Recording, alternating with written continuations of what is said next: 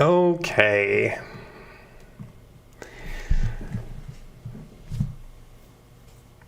Let's try this again, because I'm so tired. I just woke up. Okay, so I never switched. I just did this. It was like a 10-minute live stream, and I never switched to the actual screen of what I was showing. So that's fun. I'm a terrible live streamer. Anyway, so I worked on this show. I didn't work on this show. I did work on this show for a short period of time. It was a Marvel show, and I didn't end up working on the show for the production because I came in before they actually shot the first episode to show them how to do some rotomation for a character's hand. And the visual effects coordinator at this big VFX company, he and I did not get on very well. But I'm going to say it's because he was an arrogantly, willfully idiotic person.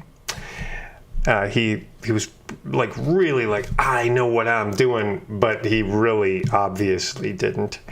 And he and I did not, I would say that's not right. And he would say, I'm right. And this is why you don't marry the first person you ever date. Because you sometimes find out you don't get along so well. Anyway, but here, so now I'm going to do the thing I didn't do last time. I'm going to go to, there we go. And this is all, I'm doing all of this in Blender. And to do this, I needed a scan of my hand. And so we did the scan, but the scan didn't turn out so great. So I have two versions. So when I did these scans, we made one version and then another version, but let's hide that again. When we look at this scan, there are problems. Like in the texture map here, it's a little funky. There are problems with throughout. This is a big giant scar I have from fairly recently from a cooking burn, reaching into the oven and touching my wrist to the inside of the oven, which was 500 degrees. This scar is from my dog. But when we look at these textures, they're not terribly good. And this is something that happens commonly in production. You'll get things back from production where it's like, this isn't great, and it's because in production you're on a schedule and you rush through things, and sometimes things aren't great. But what I always do is I'll make two versions. So that's one scan, and then that's the other scan. And so between the two, this one looks like it's a little better, although this scar is a little mushier in terms of the texture map. So I would like to be able to borrow in like this area here. This texture map is much better than this texture map over here. So I'd like to be able to borrow from one object and paint to the other, but technically you can't do that in Blender. I did a little internet search, and it was remarkably difficult to find like anyone talking about this. So I thought I'll just do this as a live stream and show you how I figured it out, or how I didn't necessarily. Well, yeah. Anyway, I figured it out, but I'm sure other smarter people with Blender have figured this out before me.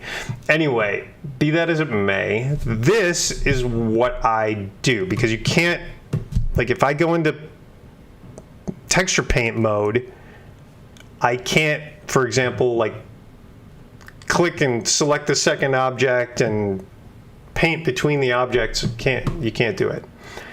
But what you can do is select one object, Let's make sure we're in object mode, and Shift D and make a duplicate and just hit enter.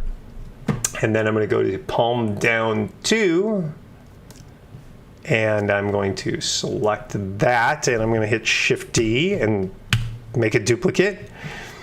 Let's hide our original version 1s, and let's grab this and move it on the x-axis, so that now we have the 2 pieces of geometry, and we're going to paint from one to the other. But to do that, it's very simple. Just select both pieces of geometry and Command J on a Mac, I think it's Control J on a PC, and then join them.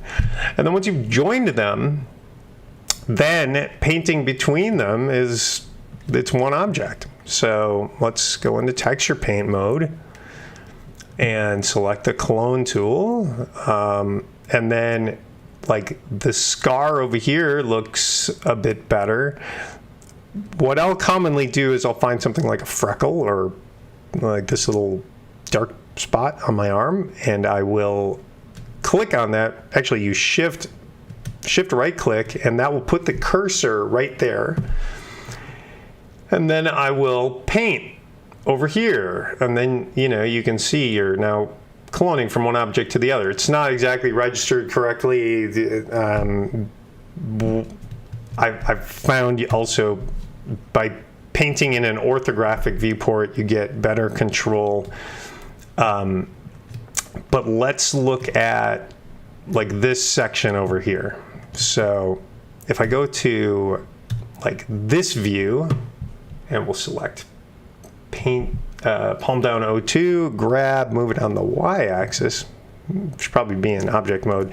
And we can't really do this. Now at this point, we'll have to select a bunch of vertices and select all the linked, and then grab, move on the y-axis. Sorry, grab and move on the, oh, wait a minute, I have proportional editing on. Let's turn that off.